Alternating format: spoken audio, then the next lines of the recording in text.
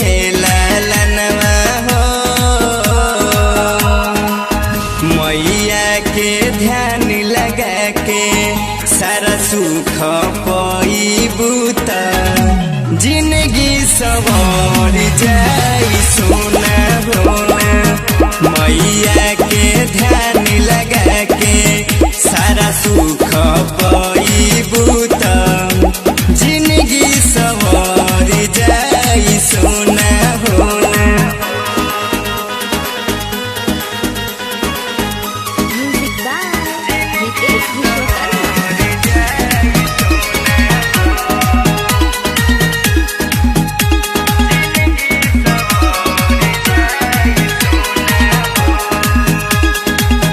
सुनले बानी रहसु भगत के बहुते कहानी।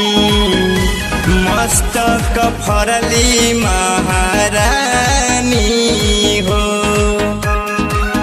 गाँव के लोग जाता देखो धीरज के बलोरो से धनी तैयार हो जाओ।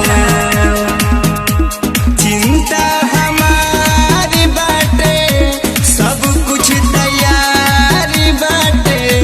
तब कौना बात के बारोना हो।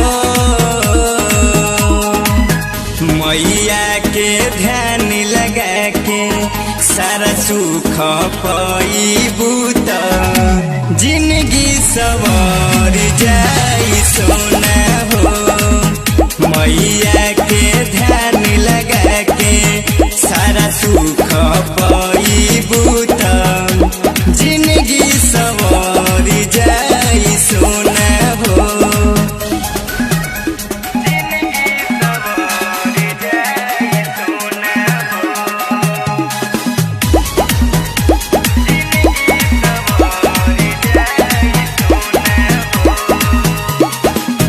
हौवे थावे धाम के बुड़किया मशहूर हो।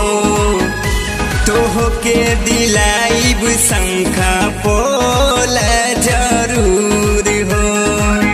गोदिया में दीहे माई सुनर ललनवा हो।